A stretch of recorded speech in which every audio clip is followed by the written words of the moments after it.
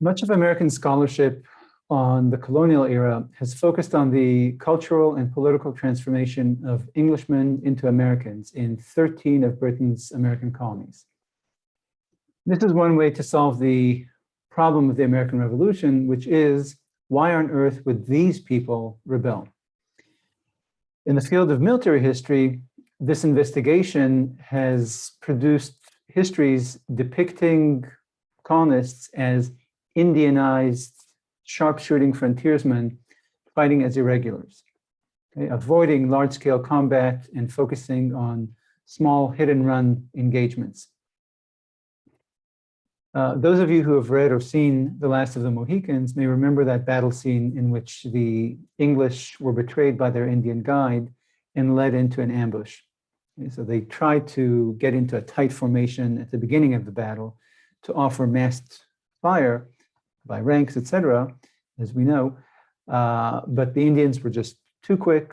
They moved around and just picked the English off, and eventually the Indians were defeated by other Indians and by Daniel Day-Lewis, who's an Indianized Englishman, a settler who had learned how to fight like an Indian using individual wit and quickness and strength, as well as individual marksmanship, rather than relying on a collective system to produce massed fire, a collective fire. Now, I'm not suggesting that scholars like Douglas Leach and Pat Malone and Armstrong Starkey are taking their histories from James Fenimore Cooper, but like Cooper, they suggest that English colonists were militarily transformed from defensive-minded collectivists fighting in the European manner to offensive-minded individualists fighting in an American style of war. Now, understandably, this story has been used as an allegory for a much wider cultural transformation that explains not only the American victory in the War of Independence over the British, who were still fighting in an old world manner, but also explains the birth of American nationhood and the birth of the impulse to separate from the British Empire to begin with.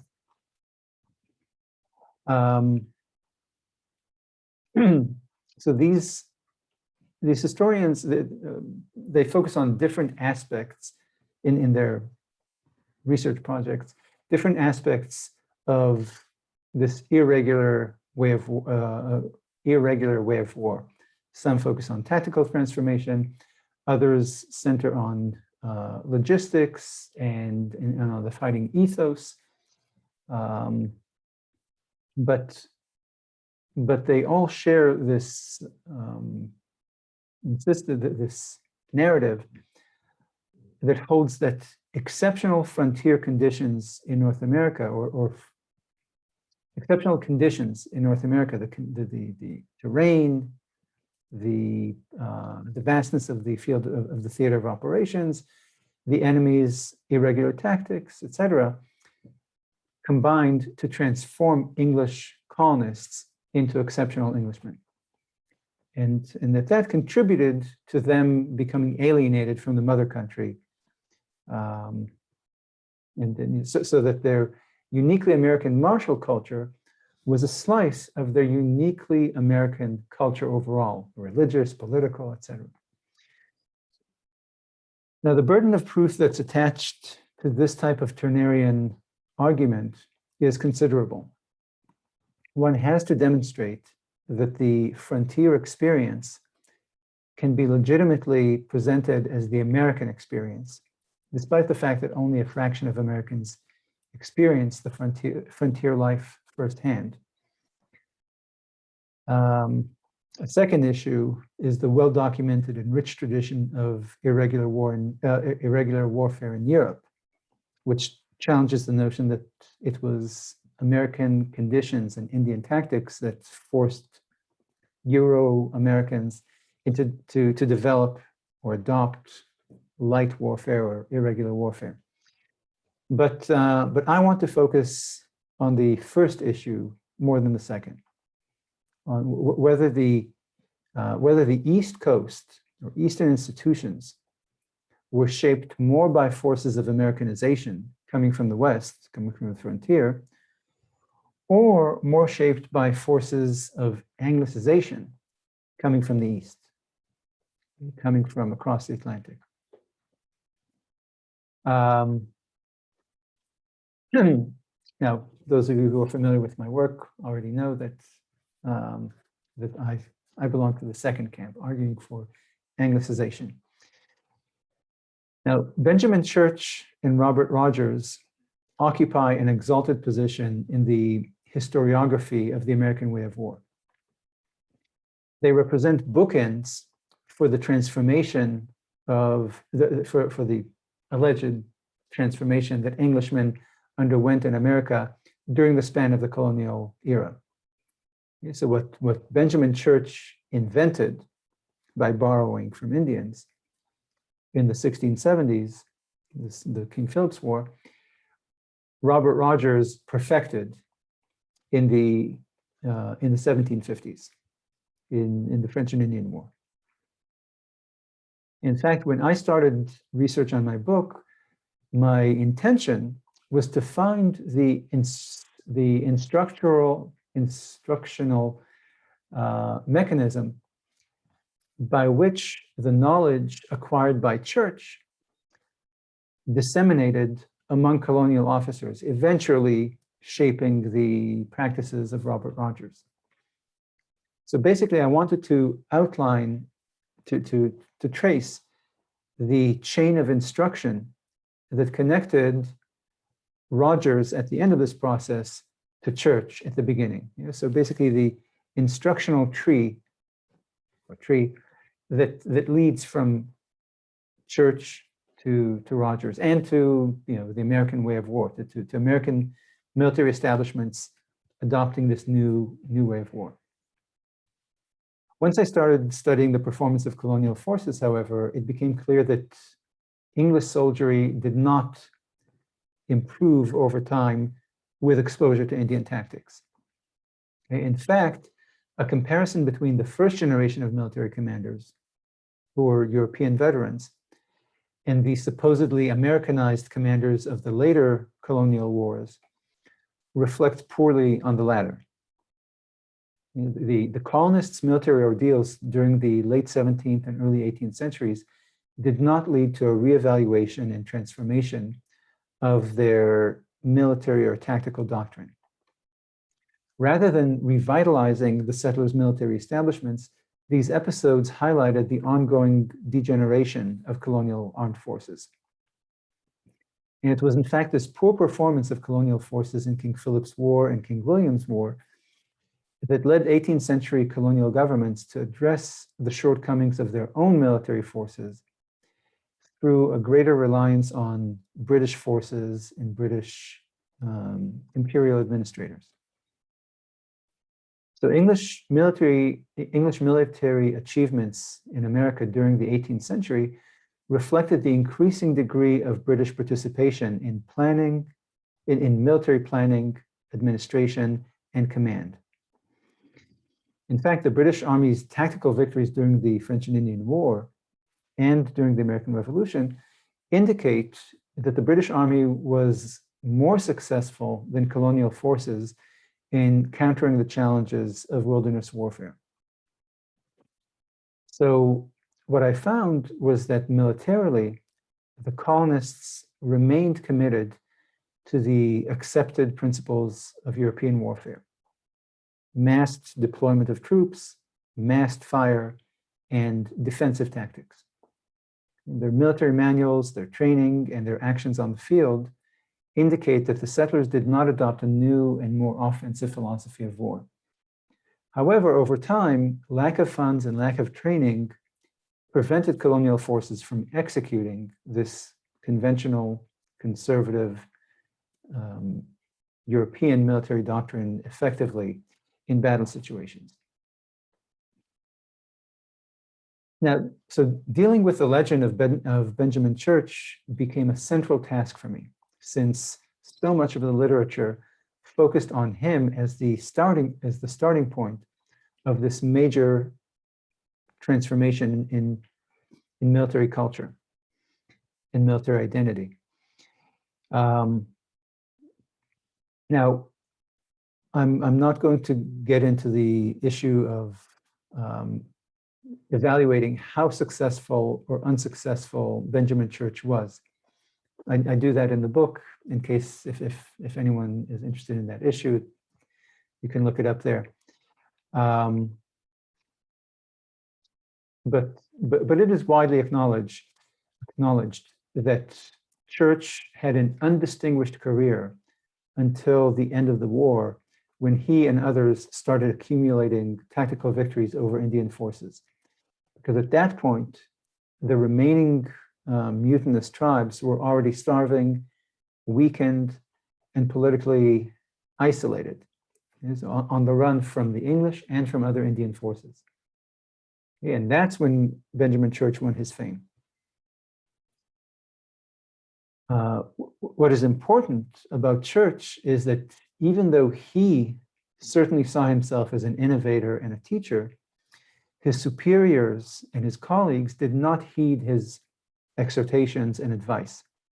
They continued to use European manuals to train their units. Now, Church was certainly popular in New England for his victories, as were other more conventional commanders who became successful in those late stages of the war, when the English could get better intelligence from their new Indian allies who were jumping off the Indian war band or war effort and signing peace treaties with the English and providing them with intelligence. But it's clear that he did not shape the Church, even though he was popular in the general population and in the popular press. He did not shape new training habits or inspire new fighting practices in Plymouth, his colony, or elsewhere in New England. And so his lessons about ranger tactics and organization, etc., were for the most part ignored by his contemporaries and by his successors.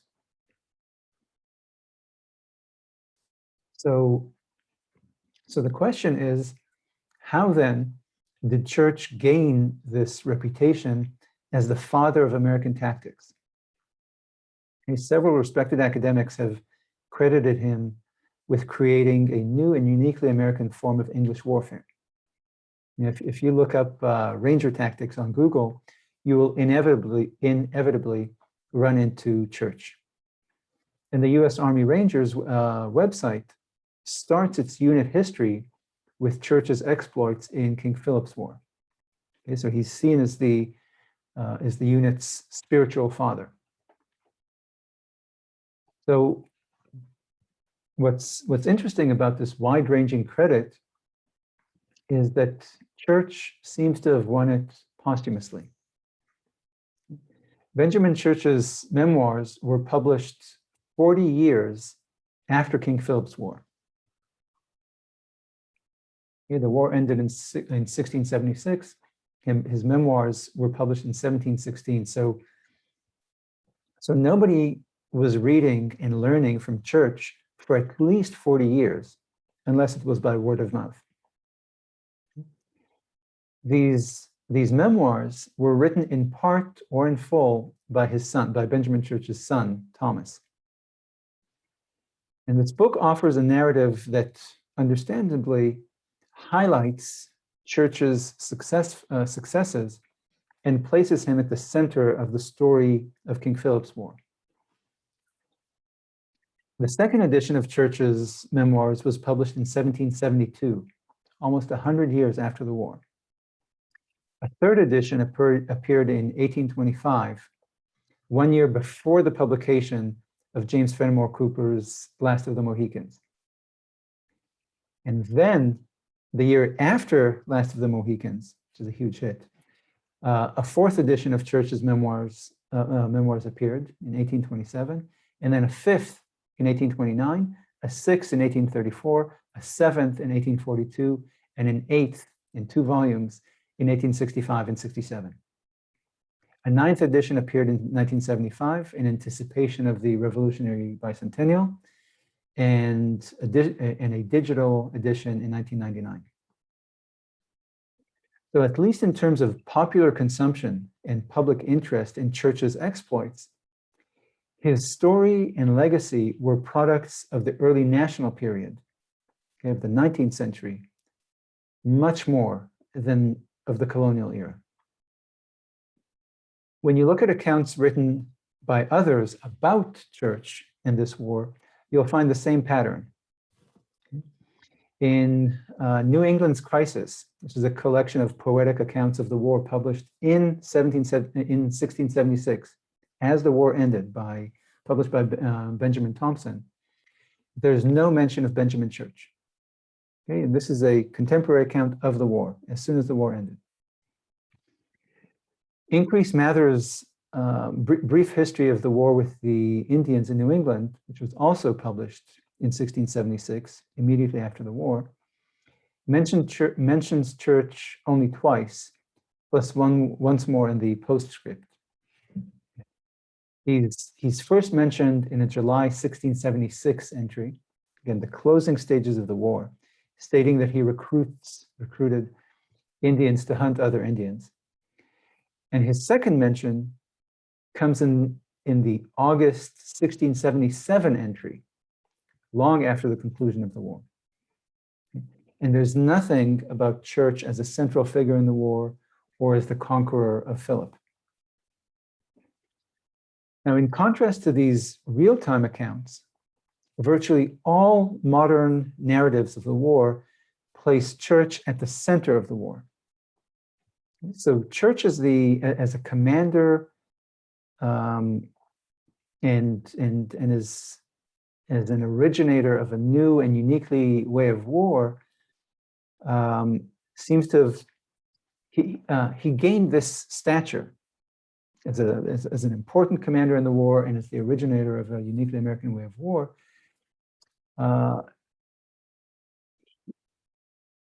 This stature developed long after the war, long after American independence even.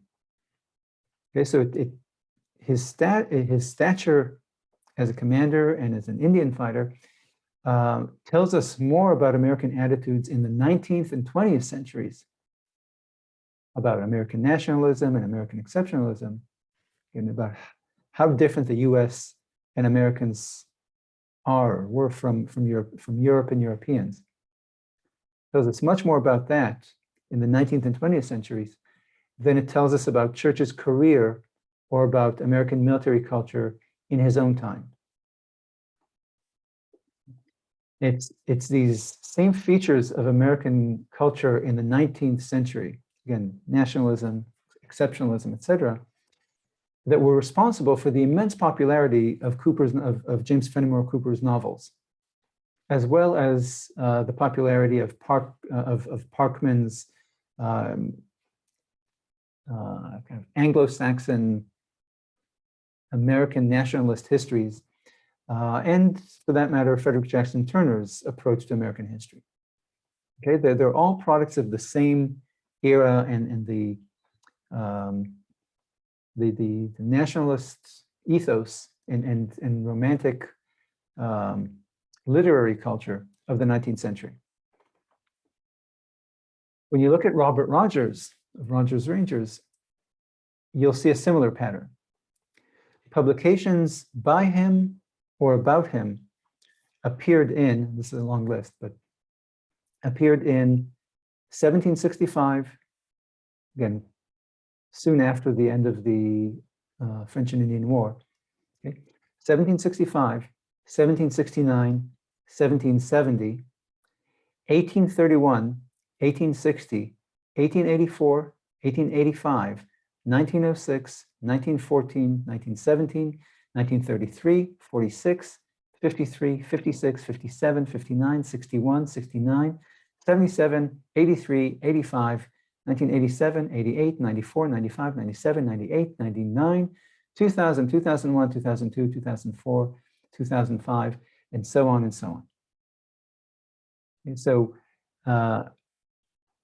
you can see that it seems that both of these characters loom much larger in our consciousness from the mid-19th century to today than they did in their own time.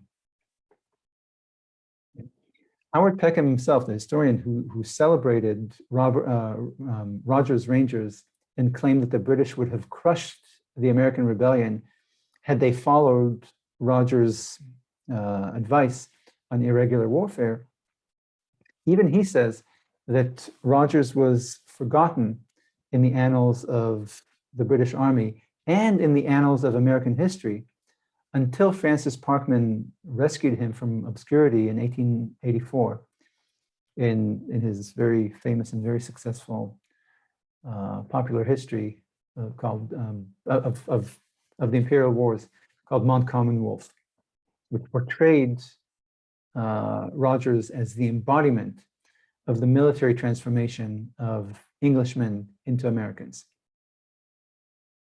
It's actually interesting that Peckham is careful to say that that unlike the British, who again forgot about Rogers and his observations, that unlike the British, the Americans absorbed the lessons of Rogers' experience.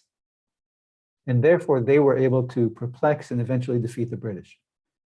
Okay? So he's careful to, well, he never says that the Americans used Rogers' military treatise or his rules of discipline as a guide or a training manual for their forces in the revolution. Okay? Peckham doesn't say it because they didn't. It's not true. Okay? So Rogers and his lessons were indeed lost on his successors, as Peckham acknowledges. So for Peckham too, the process by which this frontier martial culture was transmitted east to become America's martial culture was mysterious, was not linear. That chain of instruction, which I was originally looking for, leading from church through others to Rogers and from Rogers to revolutionary commanders, Peckham's careful choice of words, that these lessons were absorbed somehow through the ether, it indicates that he couldn't see that instructional mechanism either. But he was convinced that it was there, again, in the ether of American life and American culture, and that it imbued American institutions and American culture by osmosis. It was absorbed rather than learned. Further confirmation of all this can be found in Sandra Power's study of the military treatises and manuals found in the possession of American officers during the second half of the 18th century. The memoirs and treatises of Benjamin Church and Robert Rogers were not listed among her findings. The belief that America was different from and even antithetical to Europe has been a resilient constant in American culture and American historiography in the 19th and 20th centuries. Historians who have made the case for American exceptionalism, for this kind of Americanization, transformation of Englishmen into Americans in the colonial period, usually portrayed American culture as either a product of exceptional conditions here, again, the terrain, the climate, the vastness, the enemy, etc. So exceptional conditions here, racial diversity, the economics of slavery, etc. And that these exceptional conditions in America produced a new culture, okay? New cultural and social norms. Okay? That's one explanation for, again, the emergence of this new culture. Another way to explain American exceptionalism, this difference between these English settlers here and English people across the ocean, is that it wasn't a product of exceptional conditions here, different conditions here, but simply a product of America's distance and isolation, which preserved old European practices and beliefs in North America as these archaic practices and beliefs were being swept away by modernity in the old world. The recent rise of Atlantic history has expanded the scope of American scholarship in ways that challenge both of these explanations for American exceptionalism. Rather than isolated outposts of European civilization, American colonies and frontier settlements are seen today as integral components of European Atlantic economies and as engaged participants in an Atlantic culture that was increasingly shaped by European markets, goods, technology, and customs and values. In this new configuration, the Atlantic represents not a barrier that separated and distinguished Americans from Englishmen, but as a bridge that connected them to their families, businesses, news, gossip, fashions, technology, and literature, including military literature and military culture. The transmission of European culture to the periphery of the empire was a characteristic of this transatlantic English civilization. And when examined within the context of imperial history, the story of warfare, politics, literature, and culture in British North America reads as a process by which the colonies, even these 13 colonies, gravitated towards England's cultural and administrative sphere of influence rather than drifting away from it or trying to liberate themselves from it. Thank you.